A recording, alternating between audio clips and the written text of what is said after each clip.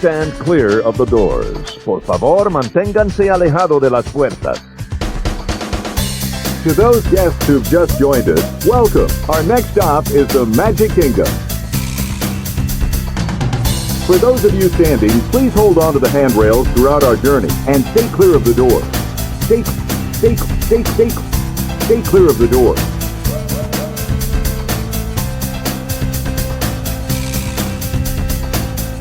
Ladies and gentlemen, we are approaching our station at the entrance to Main Street, USA.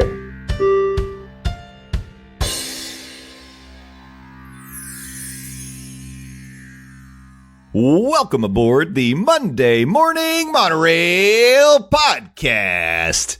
This is Justin Monorail, and this is episode number 264 of the Monday Morning Monorail podcast. Today's Monday, August the 11th, 2025, and I am here with one of my Monorail co-pilots to bring you another round of Walt Disney World news, all the headlines from the most magical place on Earth. But before we can get into all that, I've got to welcome aboard my Monorail co-pilot. And this week we're switching it out. We're switching the seats. Last week we had Steffers. We had no Landon. This week we have Landon. We have no Steffers. So let's bring him in. Landon, welcome aboard the Monorail. How you doing, sir? Hi, everybody. Coming to you from the Isolation Station of Love. It's me. It's the DOZ, Landon the Doane. And if I go crazy now, will you still call me Superman, just not Dean Cain? Hi, Jay. It's been a hot minute. Sorry about last week. Apparently, I slept through every alarm on the East Coast. That's okay. 40 is weird, y'all. Yeah. Well, you know, getting older, it's one of those things that it comes with a lot of new twists and turns to your biology, and one of them is you got to get that sleep. Like, boy, howdy, now more than ever. Yeah, no, it's okay. We missed you for sure. We had a good time talking about not so scary foods last week, but we've got Y'all more. Did a great job. I listened. Thanks. I always listen, even if I'm not on it. Though I do have to say, my favorite episodes are when I'm on it. Yeah, I loved how you slipped in the DuckTales sound effect. That was very clever. In addition to the lightning clap when you were talking about the removal of the salad, the Greek or their salad, cosmic rays. I'm never gonna forgive them. Now, like, I don't know why. Yeah. I don't know why we can't get a sort of like gather the pitchforks and get the village all upset about this. Because if we could bring back the noodles to Ohana, I feel like we could get enough support to bring back that Greek salad to Cosmic Rays. I just feel like I shouldn't even go down this. You hear that, Monorail fam? That is your call to action for this week's episode. Pitchforks, torches, cosmic rays. That's right. Let's go. Let's go take him down. Although we unleash hell. Yeah. But no one coming for you, Sonny. No one touched Sonny Eclipse. He is a beautiful baby boy, and we do not touch him. We're coming for Cosmic Ray. Ray. You, baby Yoda. Wait a minute. I feel like I'm getting my streams crossed. Nihilism once again. A little peek behind the curtain to explain why I threw in the DuckTales sounder on there on the end as a little hidden gem was because I didn't have a Thunder special effect downloaded, and I was like, in my mind when I was editing, I was like, do I want to take the time to go find one I like and download it and put it in? I already have the DuckTales down, so I put that in the spot where the Thunder was supposed to be, and then I was like, no, I'm going to go get it. Oh, that's incredible. As well as somebody who used to edit this podcast and another podcast does Disney, I understand that, because at some point you're just like, bunk it. Let's just put this online and be done with it. And also, fun fact, DuckTales has now been uttered 4 times so far. So that is 4 times you're going to have to drop that bad boy under Does Disney rules. Yeah. We'll see if the editor does that. We'll have a chat with him. I'm holding my breath on that one there, big boy. Well, another problem is I'm not sitting here marking tape as when we say that. So it's do I remember to go back and find those spots is really. It's in like the first 5-ish minutes. I mean, are we even 5 minutes in? What is time? 2020 taught us that. That's true. Time doesn't matter. And it's a flat circle. Once again, nihilism. Casey What told does me. matter? Casey told me today something I didn't realize, but apparently there's a large object that's flying towards the Earth, and we think it might be an alien spacecraft that's going to be here by November. Is that true? It is true. As a matter of fact, do you know when it first possibly could arrive? No. The day before Tennessee goes down to the swamp to play Florida. Really? That Friday. Yes, I think it's Friday, November 22nd. And this is a real thing? This is a real thing. Yes. Wow. This is 100% a real thing. So in the most Tennessee football thing possible, the one year that Tennessee actually has a shot to beat Florida in the swamp, something that hasn't happened in 20 years. Oh no, day before the game, we're going to call this bad boy off. There, daggone aliens knocking at the White House door. Why are we not, first of all, why are we not talking about this? Because have you been paying attention? The president was on the roof of the White House earlier this week. Just taking a walk. Yeah, he literally went up there to take a walk and answer questions from the press. That literally happened. This is not a partisan thing. No, it happened. I'm just saying, this happened, y'all. This happened. Wow. Okay. All right. I'm going to have to dig into this later because I really thought, I was like, oh, maybe she heard this from a tabloid or something.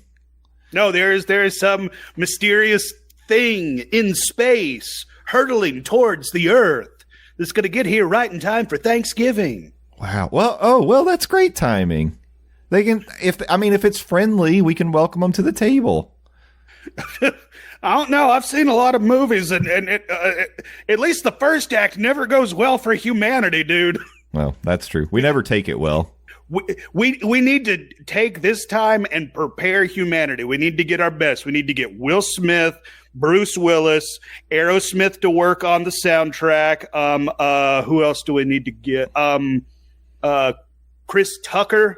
Oh yeah, we can team up Chris Tucker and Bruce Willis so we can get some Armageddon action. We team those two up. That's some Fifth Element stuff going on. We got to get Sarah Jessica Parker and Pierce Brosnan involved because they were involved in Mars Attacks. And Jack Black. Oh, Jables, a young Jables was in Mars Attacks. But no, that movie didn't end well for humanity. Forget the first act. First, second, and third act didn't end well for humanity. That's true. Well, no, maybe the third act didn't. I don't know. It turned out okay. Yeah, okay enough. Yeah. Okay. July 2025. Okay. Listeners, you have a lot going on this week when it comes to assignments. You have to storm cosmic rays to get back that salad, and you have to tell us your 5-man or woman team to save humanity when it comes to this crazy thing that's approaching us in space. Get at us on the socials. Okay, so I have a suggestion to tie it all together. Oh, boy. Okay, so we is Sunny Eclipse part of your team, Jay? We march on cosmic rays, right, to demand the Greek salad comes back, and then we take Sunny Eclipse hostage and hold him until this alien craft arrives and let them know we have one of their ambassadors, and so they had better play nice and be polite, or else Sunny Eclipse gets it. I mean, that's a bold strategy. They could see that as a action of hostility. Hey, just to point that out. I mean, look, maybe they're coming to pick him up. It's time for him to go on his intergalactic tour. I don't know. Anyways. No, I feel like that would be a move from the other park. They're coming to get their boy E.T. Which, sorry, Steffers. That is actually how the E.T. attraction is closing. Oh, well. His call finally got connected, and they're coming to pick him up. Dang it, I knew we forgot to get in the family roadster. We got to go get Kyle. He's stuck in Florida. And stuck in the worst place, the most uncomfortable place. He's stuck in a bicycle basket. Yeah. And we won't let him out. Mispronouncing our names. Yeah. Thank you, Justine. Wow. Brandon. Okay. We've gone far afield here, but I really am shocked. Sigourney Weaver. She has to be on the team. There you go. Mm-hmm. I think that solves it. We know we got to get Sigourney involved. What are we doing? I think we're doing a Disney podcast. Oh, okay. All right. I guess we should do that. Yeah. Well, we're not going to be hopping on to any alien spacecraft today, but we will be diving in to the news. So let's do it.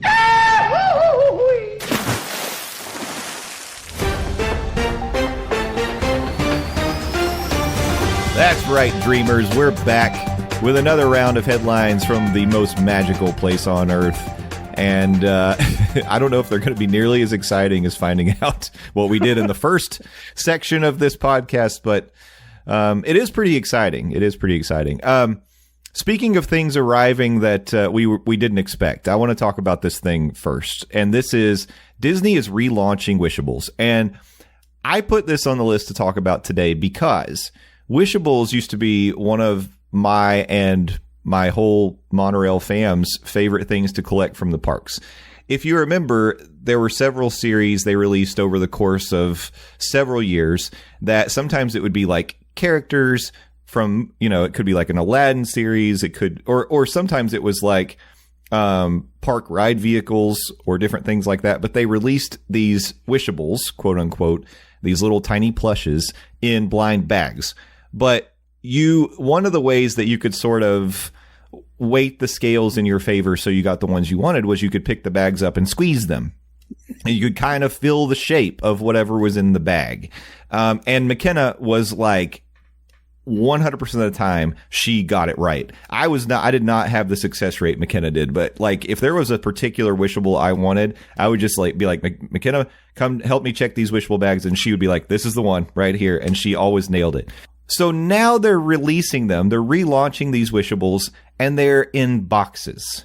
They McKenna-proofed them. So they're blind boxes, right? Now, they were blind bags before. Now they're blind boxes. Now, I have a real problem with this because I feel like it's a money grab. And maybe Disney would say to you, well, we're encouraging trading. If you get like duplicates, maybe you can trade with other people and get the ones you want. That in reality, that doesn't have, like some collectors do this, yes, but your everyday guest isn't going to have the ability to do this. You have a problem with the merchandise being a money grab. Yes. Okay, all right. Because you're not getting what you hope to get in a lot of cases. Okay, all right, I follow you. Yeah. I mean, I never would have ordered a Wishable from the Disney store online because I want to physically be able to have some control. Now, if I guess wrong, that's my fault when it was in the bag. But that's why you have McKenna. That's why we have McKenna, because she's like perfect in guessing what they are.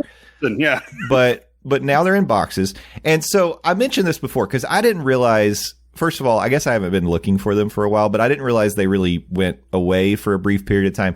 And then they come back in the boxes. So I took a picture of it. I saw it at, not Connections. What do you call it? Creations. I saw it at the Creation shop in Epcot, took pictures of it and put it on our Facebook group. So I'm like, Wishables are in boxes now? Why are they doing that? So Jeremy from Main Street Magic, he responded. He was like, well, the exact problem was people were squeezing the bags and figuring out what they were. No. Let me explain why that wasn't a problem. The Wishables bags said, squeeze me. Like on the bag, it encouraged you to do it. Oh, dang. So we weren't breaking any rules. Like, and you would see like cast members would come over and they're like, which one are you looking for? And sometimes cast members would do it too. This was not against the rules. Yeah. Huh. This is the way the Wishables worked. So to me, this is why I'm mad about this. Because now you've taken away any control over us being able to control which ones we get. But now, like, it just... Okay, I'm starting to see some credence in your cry here. I did start to give you grief, but yeah, okay, I am This is kind of like a loot box online situation. This is well, I mean, like I'm sitting recording surrounded by Magic the Gathering cards. Mm-hmm. Magic the Gathering cards, they come now, unfortunately, 14 cards a pack, but they're all blind. You open them randomly, hoping for a big money hit or a playable card. You don't know what you're getting. This is what Disney has done to Wishables. You are now opening a box, hoping you get what you want. Yeah, exactly. Okay, I kind of see where you're coming from. And especially when the bag said "squeeze me" and cast members, they would help you. Yeah. Wow. Okay, I had no idea on that aspect. Yeah. Either of those. Well, here's the official announcement from Disney, and it's only going to make me more angry to read it. Wishables are back. And their outfits are shinier than ever. The new Shimmer collection adds a bit of sparkle to every plush with updated designs and collector-friendly packaging. Mickey and Friends are available now at Disney Parks and on DisneyStore.com. With the mystery boxes, you won't know which pal you're getting until you unbox, which adds to the fun. No, it does not, Disney. We could feel the anger, as you said, when it adds to the fun. It doesn't. This is them trying. This is like a Jedi mind trick. It's more fun to get the same one over and over again. No, your Jedi tricks do not work here. You're affecting my pocketbook, man, because these aren't. I mean, they are cheaper than going and buying like a full size plush, but I want to say they're probably. I can't remember exact. I think they're like $17. I could probably Google this. Shoot, Lord. But like 17? That's right. That's a lot of money to be throwing down for a mini stuffy. Yeah. Wow. Yeah, one that you don't know what you're getting.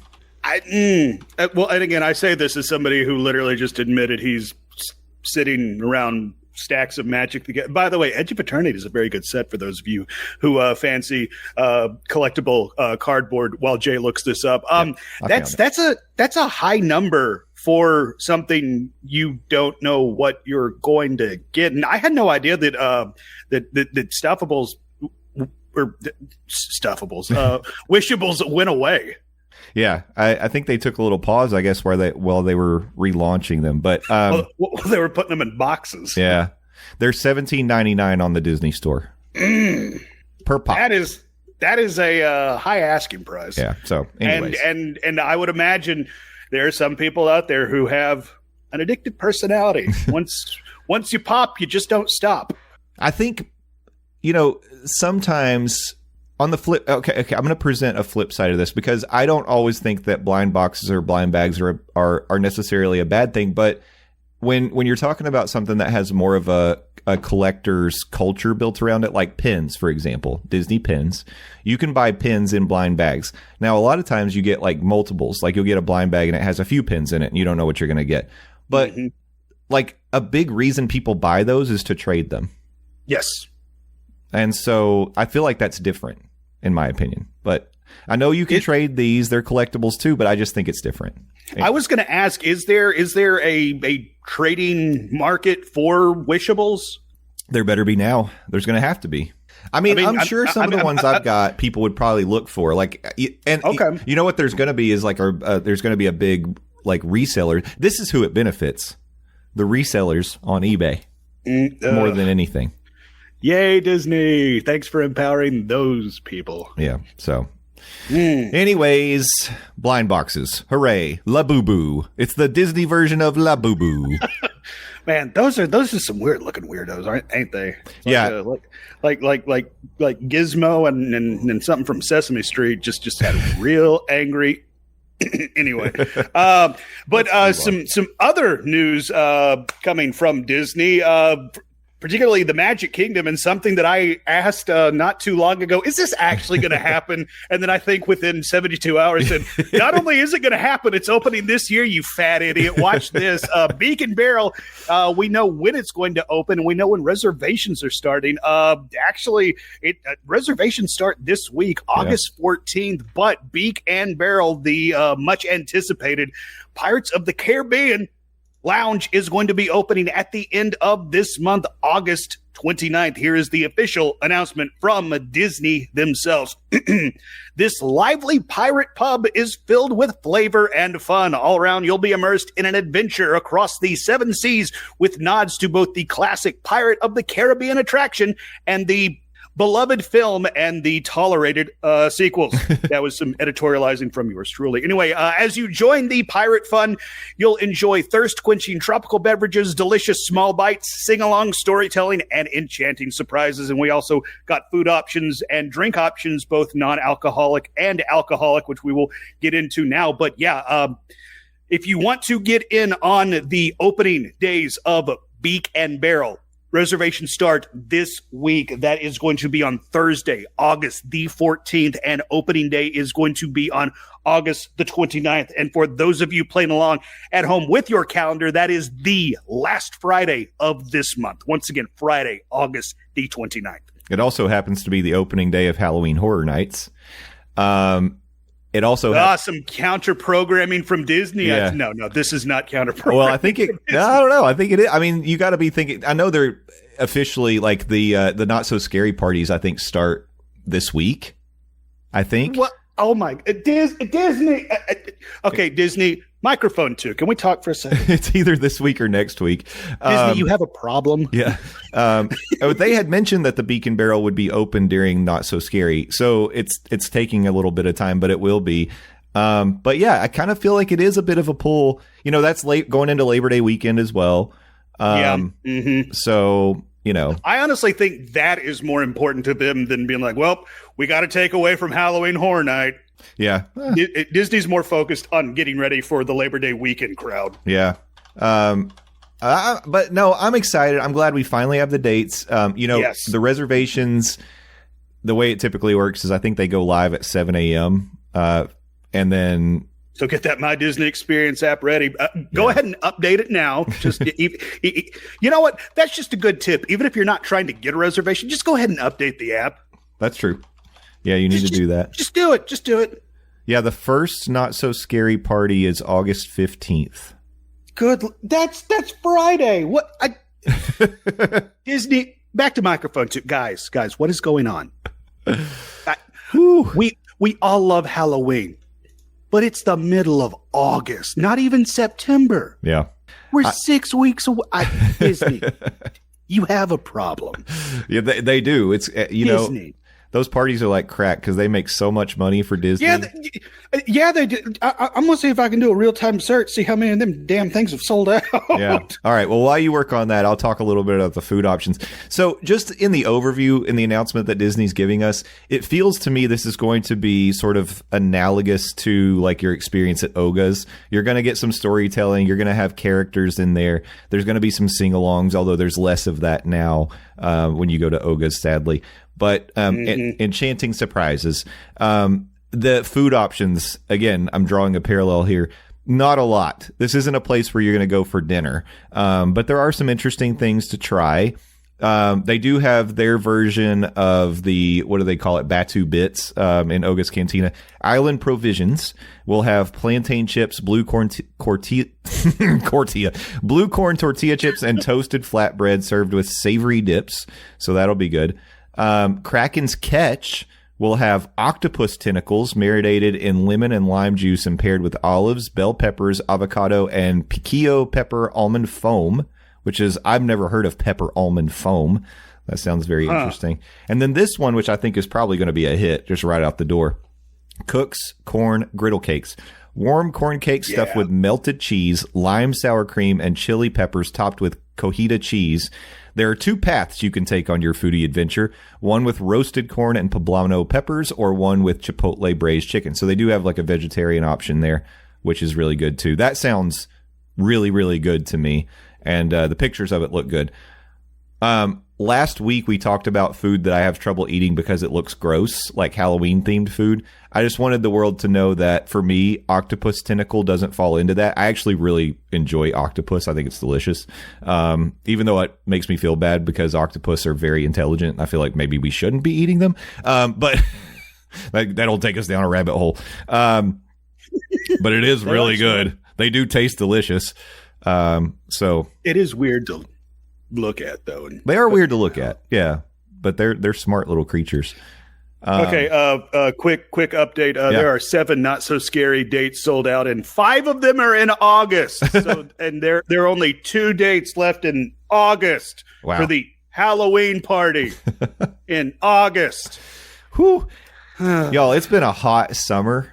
Like, I can't imagine. So let's all go wear Halloween costumes in August. Right. I cannot imagine. Like, I think I said this before, but I think my Mickey's Not So Scary costume would be Surfer Dude. I'd be wearing like an excuse to wear as little clothing as possible. Yeah. I respect that. Board shorts, a tank top, maybe put some sunscreen on my face, the white strip on the nose. And of course, the ones in August are the cheaper options. Yeah. The closer you get to Halloween, the more expensive it gets. But sorry, I did not mean to interrupt us talking about Beak and Barrel's food options. But of what you're talking about, Cook's corn cake, griddle things, sound the best. Yeah, they do.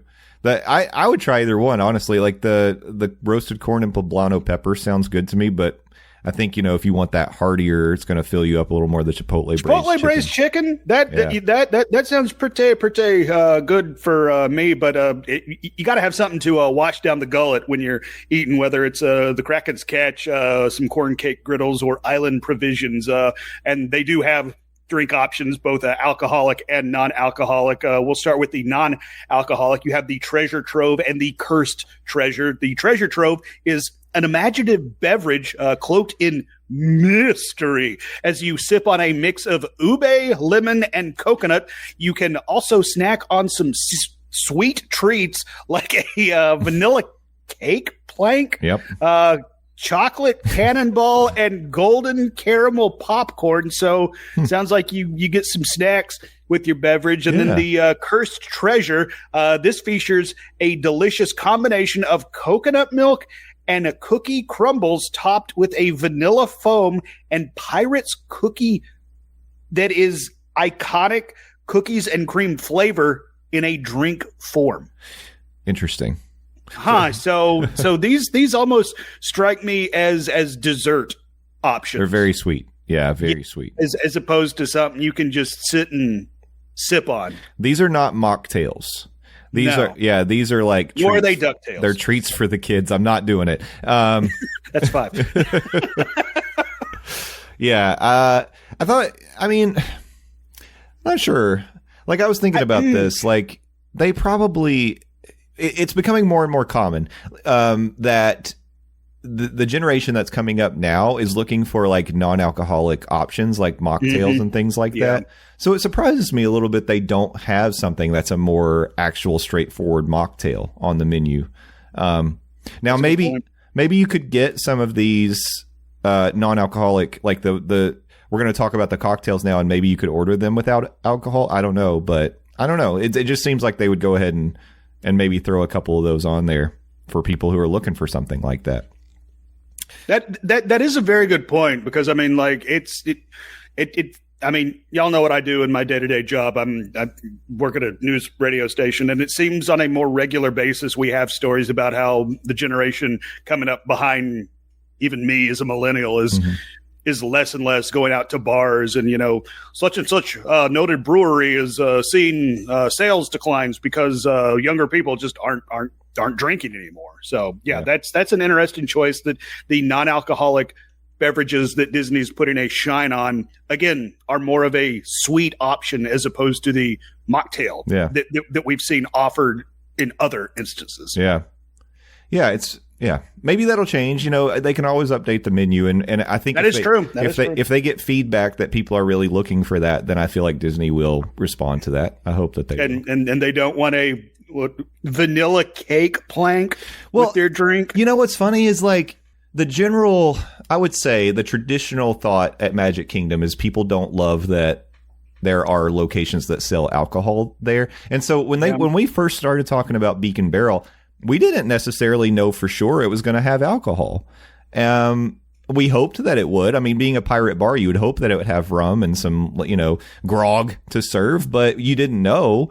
Because it's the Magic Kingdom. Because it's the Magic Kingdom. So that being the case, that makes it even more of a surprise that they don't have more non-alcoholic options. But anyway, like I said, that could change. Let's talk a little bit about these cocktails now. We got a handful. I guess we can just take them 2 at a time. That way we'll move through them quickly. Perfect. So I'll take this first one is the Salty Seas Margarita. Thank you for pronouncing it correctly. And it is spelled that way, by the way. He not just be talking with a pirate accent there. This drink features Southeast Asian flavors such as ube. They love the ube at this restaurant. Yeah, they're really going hard on the ube. Did Disney buy stock in ube? But it does give the drink a striking purple color, as well as Lalo Blanco tequila, Cointreau liqueur, and lime. And then we have a Siren's Whisper, which is pot and column still white rum with citrus and spice, topped with a special Siren's tear. I don't know what that is. The picture of it I remember seeing. I didn't notice a specific garnish or anything on that drink, so I'll be interested to see what that is. But I don't, unless they're really harvesting Siren's tears somehow. I don't know how you do that. Well, I mean, if anybody could do that, it'd probably be Disney. So, though maybe it's going to be like a light up garnish or something you could take home. Good call. Like maybe what they have over at Nomad Lounge with like the Lotus or whatever. Good call. That's probably what it is. Something like that. Another alcoholic offering is going to be the Barrels Ablazed Jack Daniel's Bonded Bourbon, a hint of honey and a dash of spice. So if you're a bourbon connoisseur, maybe look up the Barrels Ablaze. And we also have the Hibiscus Rum Punch Royale. Can't be a pirate place without a rum drink. That is a rum-based drink topped with Prosecco combined with hibiscus, Demeria, and citrus. So that is going to be a flowery beverage, I'm assuming. But, again, it's a pirate place. You got to have a rum punch type drink. So, okay, so not to be actually here, but because I listen to the Sloppy Boys podcast, which if any of you out there listen to it, it's great. But they talk about cocktails all the time, and this is why I know this. That's pronounced Demerara. No, it's not. It is. I don't know what Demeria is the same thing. I don't think so. But I don't know what it is now. It's on a podcast. I don't know what that tastes like for sure. I said it with enough confidence. So that's you did attack it with confidence, which is important. Thank you. But that sounds interesting. I rum with Prosecco. Right? Yeah, that is not two flavor profiles I would ever think, but either drunk or sober to combine. Yeah, interesting. Okay. All right, next we've got the Port of Call, which is a London dry gin, ruby port, lemon juice, and spiced cranberry. So if you know me, you know I love a pink drink. That sounds like something I would order because that's probably coming out pink. And then we've got the Lit Fuse, Los Siete Misterios Doba. Yeah, it's mezcal. Flavors of banana, coconut, and smoked chili bitter. Ooh, that sounds nice, actually. Wow. That sounds like a very fun flavor profile. Yeah. I'm trying to think of because mezcal already has like a smoky taste to it. Yeah, it has a little bit of the spice to it. Yeah, and so then you're throwing in banana and coconut to give you the sweetness, and then you've got smoked chili bitters. That's exciting. I'm excited. I want to try that one.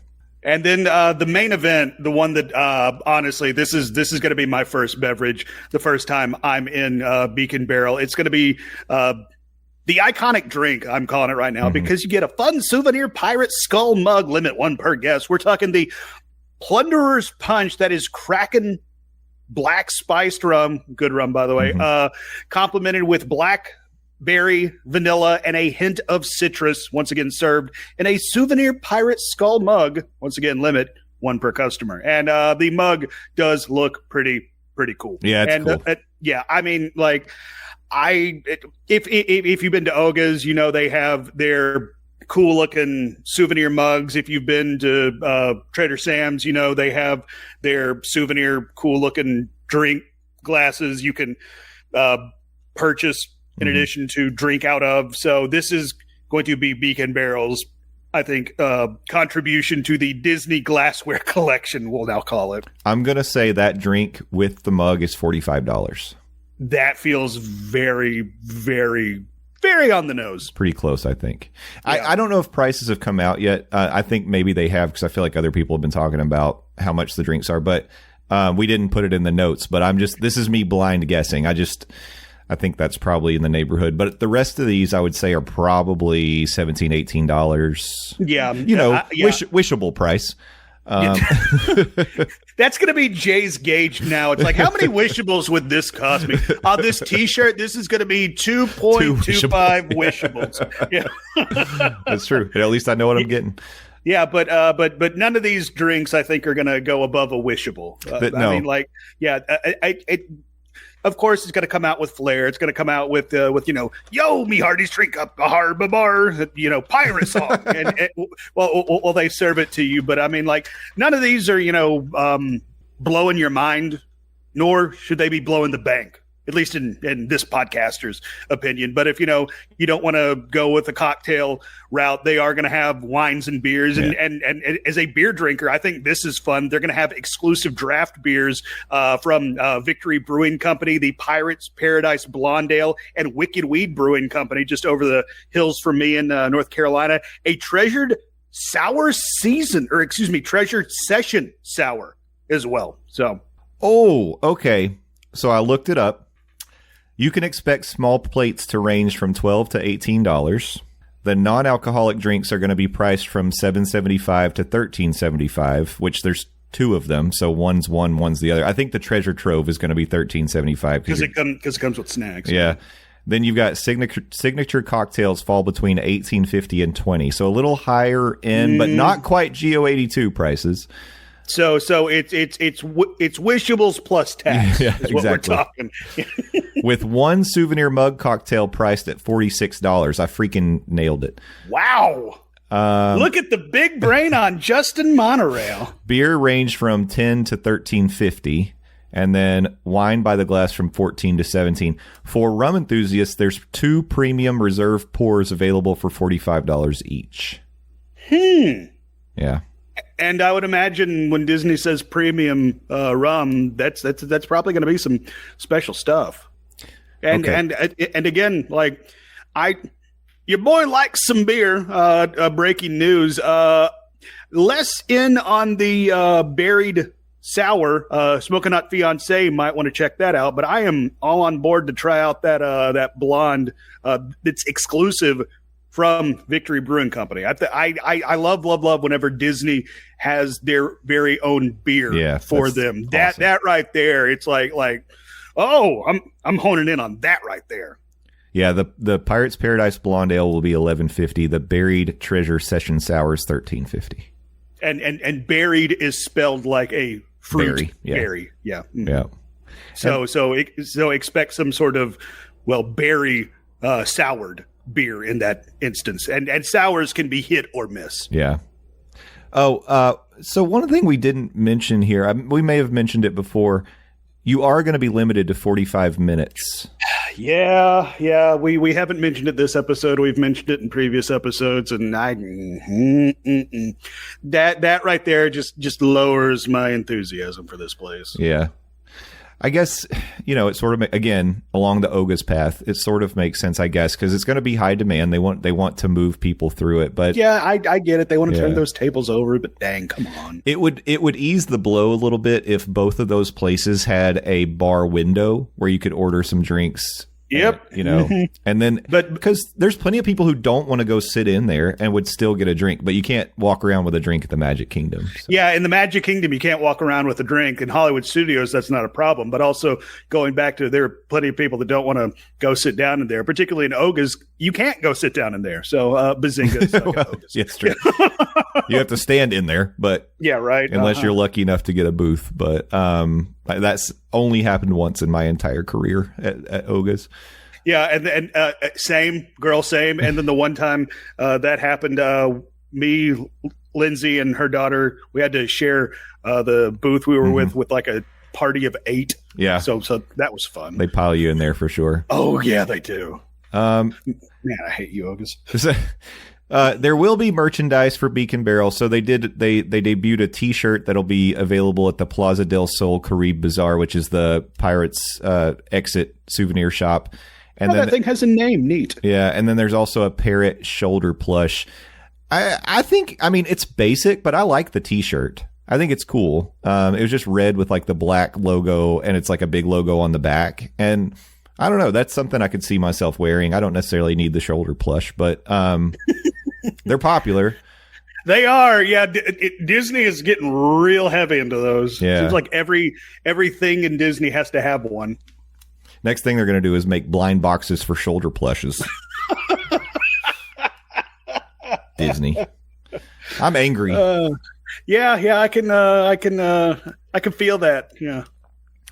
All right. So Beak and Barrel, excited for Beak and Barrel. I think it'll be fun, and I'm glad, like you said, it was one of those things that may have just disappeared off the table. Because in the history of us podcasting, in the history of this show and previous iterations that's been on this podcast feed, we've talked about a lot of things that have never happened. Right. So yeah, that's true. Yeah. So it's cool that it is happening. I'm definitely, I won't be there day one because actually I will not be in town for day one, but I'll try to get in there soon. I bet I know someone who will be. Cocktail Bob, because I was going to say, he is a master of getting those reservations, so I fully expect him to be there day one. So don't let me down, Cocktail Bob. Bob, you can do this. On you. Yeah. Mm-hmm. So speaking of something that we didn't ever see coming, by the way, because this is a place that's been open for a while, and it's actually come to be known as a place that people love to go around the holidays because they do a Christmas overlay, which is really fun. They do a special menu for it. They've started to do more and more seasonal type menu things. But we just found out this last week that Jock Lindsey's is getting a Halloween overlay this year from August 19th all the way through November 4th. There's going to be spooky decorations at the bar and special menu items. So we kind of mentioned it a little bit last week, but I thought while we're talking menus, we might as well talk now. And plus, I wanted to talk about it with you, Landon, because I know Jock Lindsey's is not necessarily your favorite place, but I didn't know if maybe this is something you would try to. If you were in town, it would pull you back in to give it a try. All right. All right. So food wise, let's talk some food. Now, keep in mind, I'm not going to eat anything if it looks gross, or I'm very hesitant.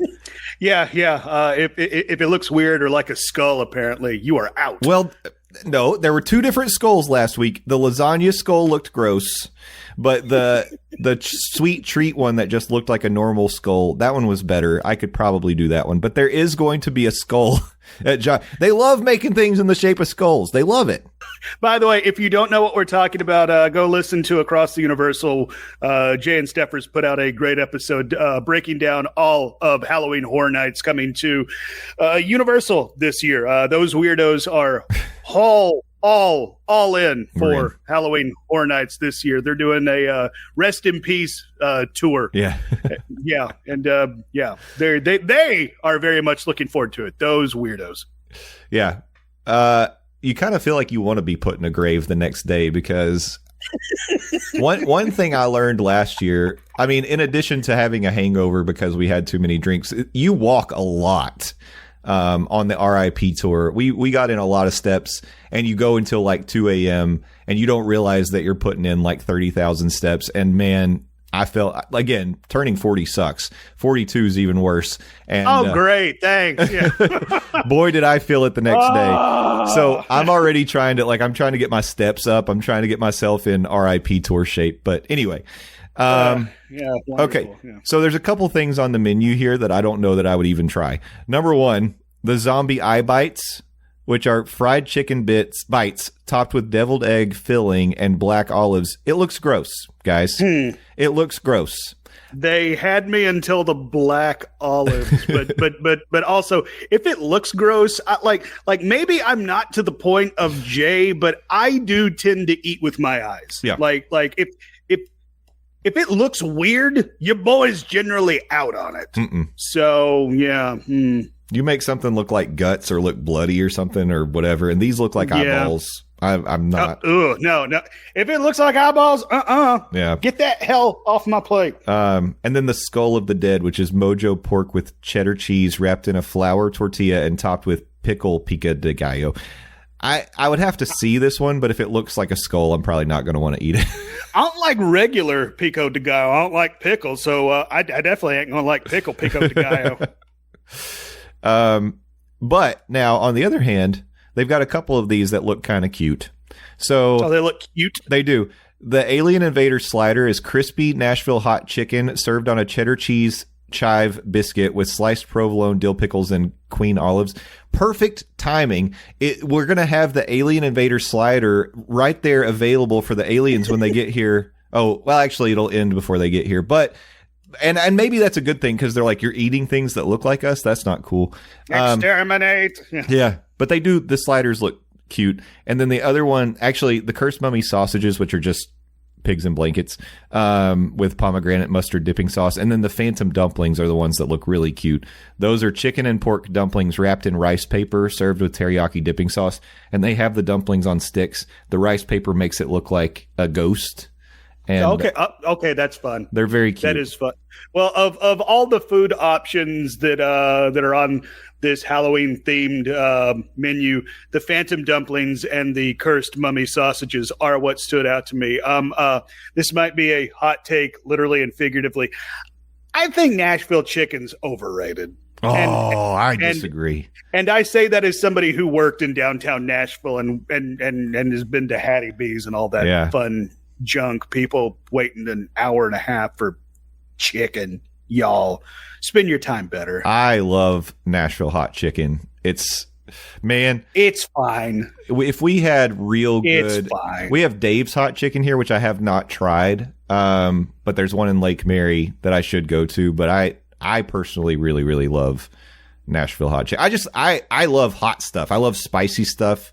I like a little pain with my pleasure. So I do enjoy that. Well, I will say it's like I like spice. I don't like see-through time spice, and I mean like they have some of those sauces that it's like, okay, you're gonna have to sit in the creek after you eat this level of spice, but it's fine. Like it's fine chicken, but the way some people freak the geek out over Nashville hot, it's like spend your time better. Here's the thing. I love fried chicken. Like, I think fried chicken, being raised in the South, you have to love fried chicken. Amen. You add like some heat to it. To me, it's like it's a top tier food for me is Nashville hot chicken. But I get it if you don't like it, you don't like it. For me, it's wonderful. Have you had Gus's? I've had Gus's. Yeah. I like Gus's. I like Gus's more than I do the Nashville hot chicken, quote unquote, category. All right. Fair enough. Landon, I'll let you take the drink since I took all the food. All right. We're starting with some a non-alcoholic option that is going to be the Snake Egg Surprise. It's a mix of Simply lemonade. I love me some Simply. Yeah. Simply is the good stuff, particularly that OJ. Don't skimp on good OJ, and Simply I think is some top-notch OJ. But we're not talking about the OJ. We're talking a mix of Simply lemonade, lime juice, desert pear syrup, and a green apple boba pearls. Yeah, and pears. Yeah, mm-hmm. A pair of pearls. There you go. Yeah, that'll be a fun-looking drink and a good good refreshing drink, I would imagine. But if you're looking to get a little bit of adult beverage in your beverage, we have the Cauldron Cooler. That is some Hendrick's Gin, some sort of ginger liqueur. I'm not even going to try and attempt that one. Then mixed with lemon juice, simple syrup, and butterfly pea extract. Yeah. And when I say PEA. PEA, not PEE, y'all. Yeah. Get your minds out of the gutter. Yeah. And then Jay, you can take these last two. Oh, all right. The last two are Scarab Beetle Essence, which is Siesta Key Silver Rum, Malibu Coconut Rum, Bowls Blue Curacao, Dole Pineapple Juice, and Grenadine. That's going to be very sweet, but I bet it's pretty good. And then the Spike Trap, which is Malibu Coconut Rum, Stoli Vanilla Vodka, Cream of Coconut, and Sprite, garnished with a ghost marshmallow. There's a lot of ghost going on with these Halloween menus, and I got to say, I don't hate it. I think it's Spooky cool. Season. Yeah, I was going to share it because in our notes we don't have the pictures of the food, but I'm going to share my screen with Landon because I want you to see some of these things. Okay, so what I'm going to show you first is these are the alien sliders. I couldn't take that. There's no way I could eat that. That looks too ridiculous. They got their tongues sticking out. Right? Yeah. They're Look cute. at that weirdo. They're cute. These are little smoked sausages, little mummies. Those are cute too. Comes in a little cute casket. It does. They serve it to you in a turn it tube. into Linda Belcher.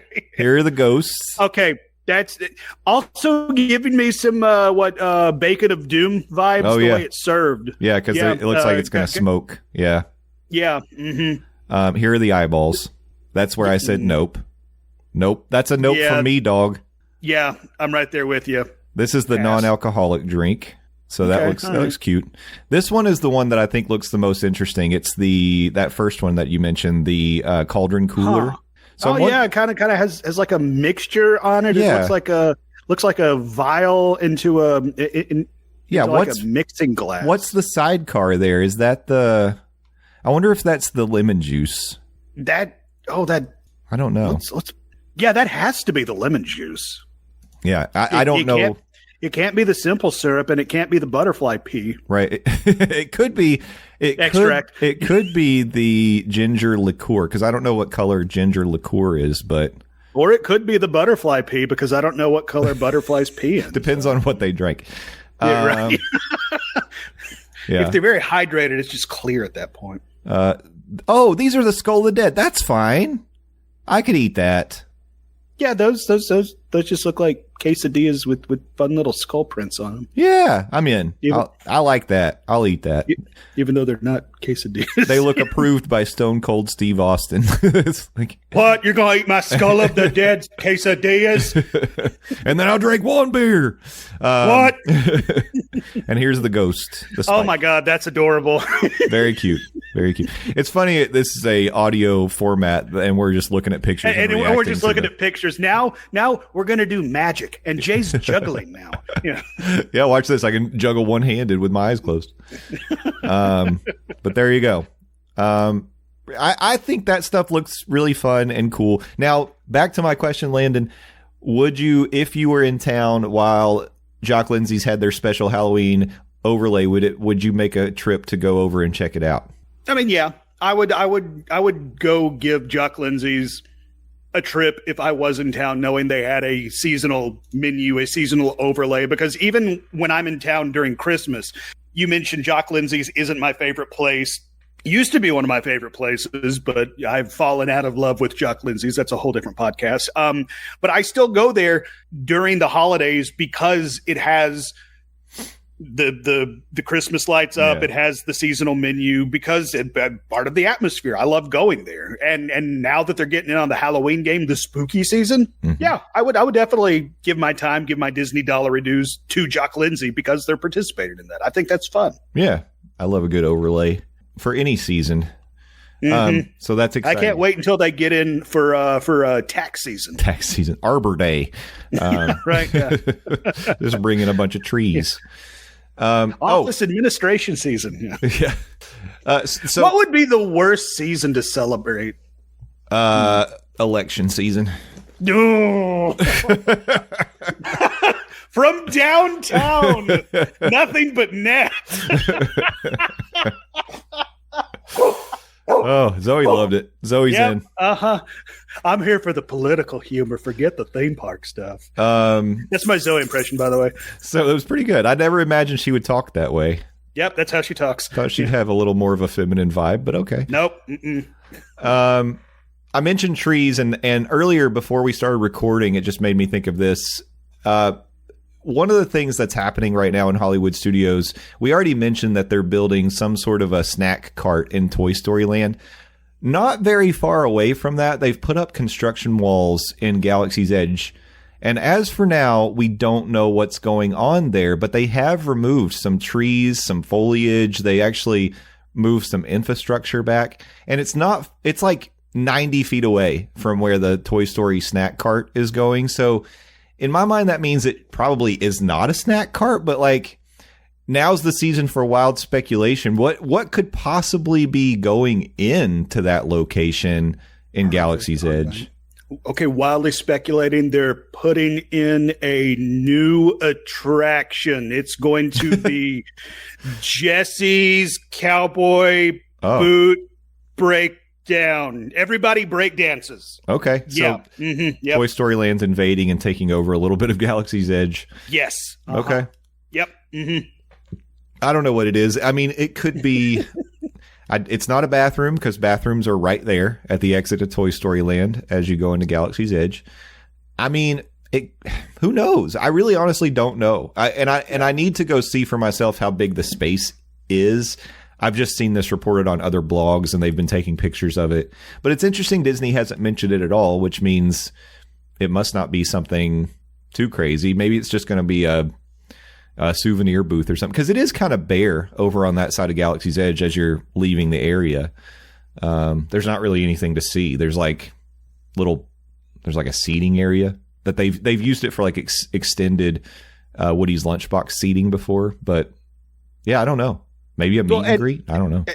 The fact that you mentioned Disney hasn't said what it's going to be leads me to believe it's not going to be anything really newsworthy, other than the fact that, hey, there's construction going on. That might be the most newsworthy thing going on. True. Well, then why did I even bring it up? Because it's going on. Oh, okay. That's why. That's fair. And if you all in the listening audience, the Monday Morning Monorail fam, want to wildly speculate about what they're putting in over there on the edge of Galaxy's Edge, we welcome you to do it.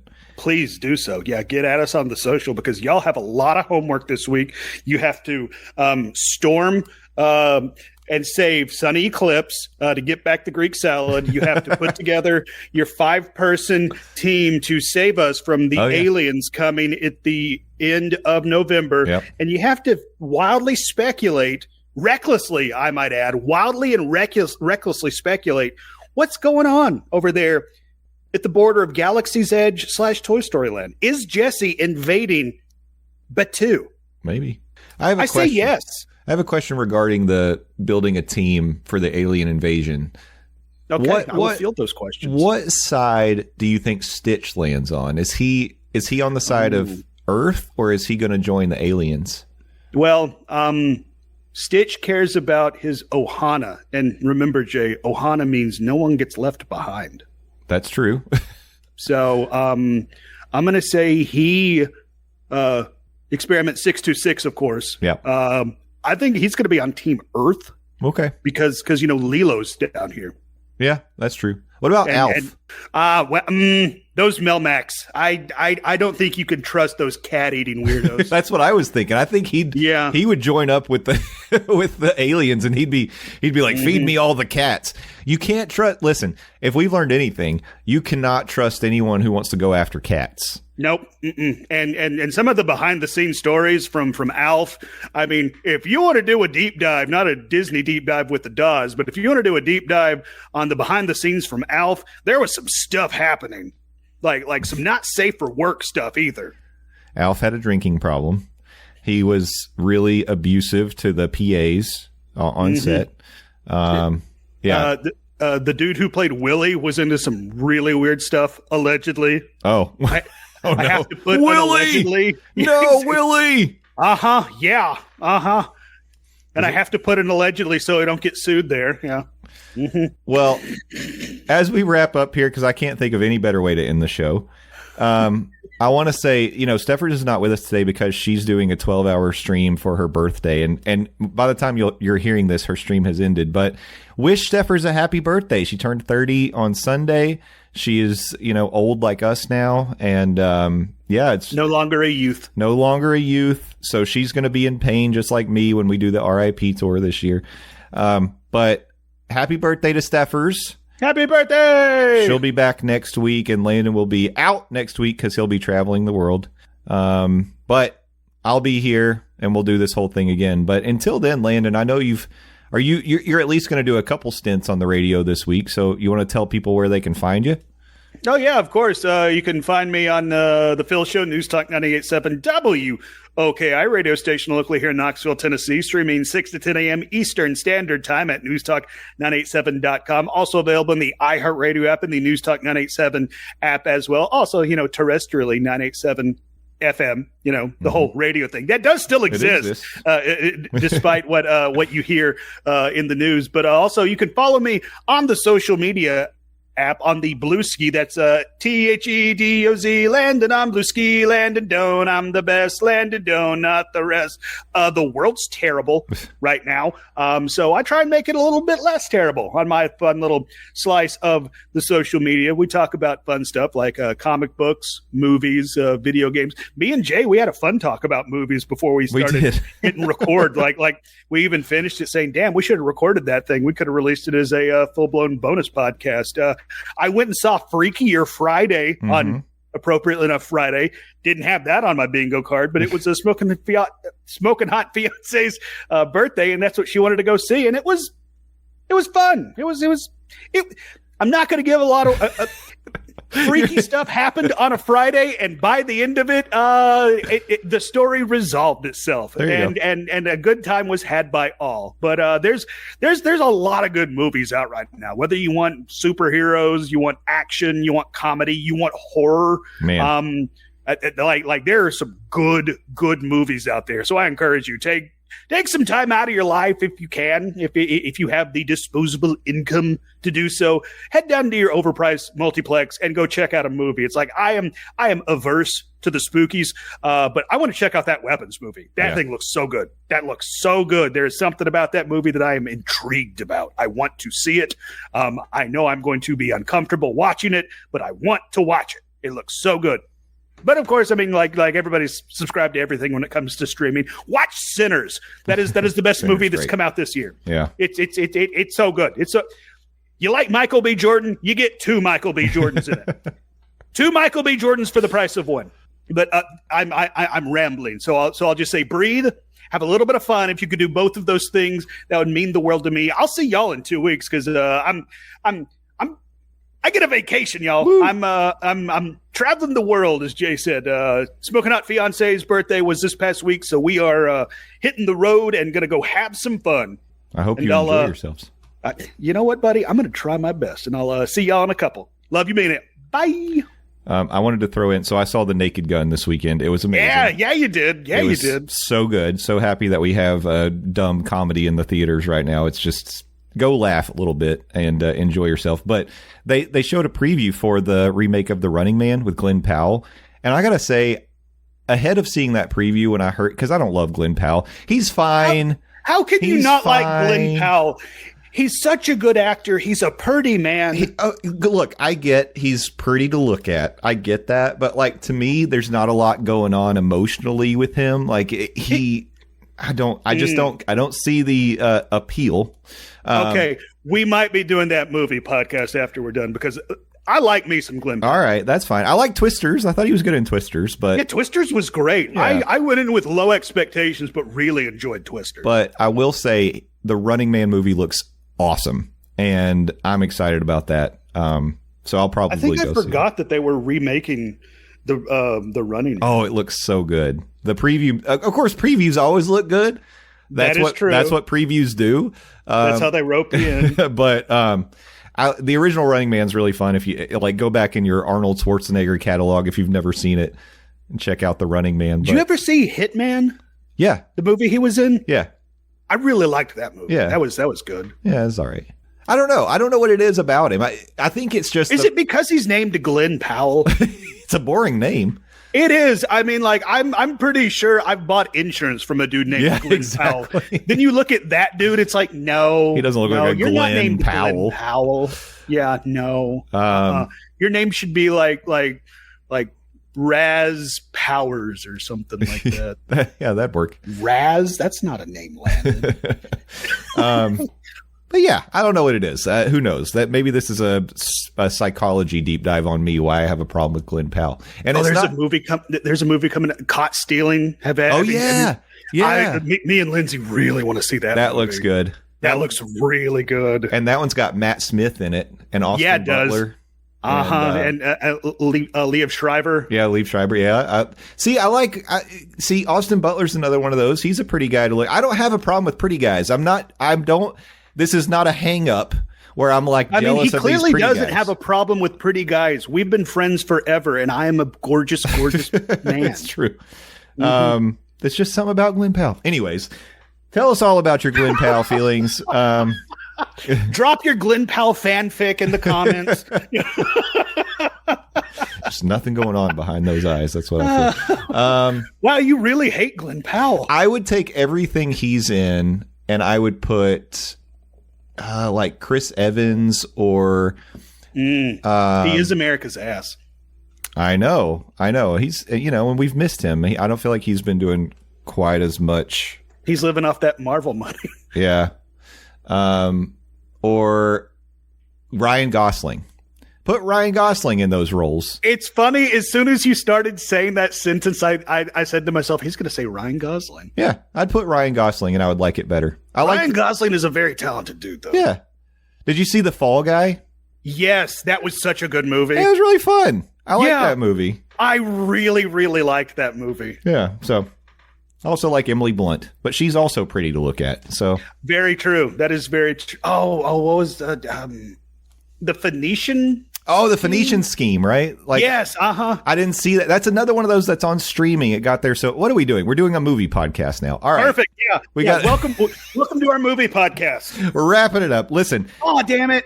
I'm Justin Monorail, Justin_Monorail on most things. We're morning. If you want to find the podcast related stuff, it's Morning Monorail, or go to dismornings.com. You will find no movie reviews or movie content. Yet. Yeah. But I guess you got a little bit today. But thank you all so much for listening. We're so happy that you're here. And I just, you share some of your feedback on Facebook with us.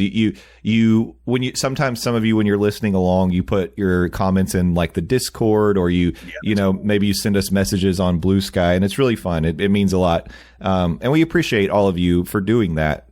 But even if you're just here, just listening, a silent hang, and you're just, part of the crew, but this is kind of how you do it, that's fine. We love that too. And we're excited to talk to you again next week. So until then, thank a team member, thank a cast member, be excellent to each other, and party on, dudes. We'll see you next week. Bye-bye. Okay, bye-bye, and go see a movie.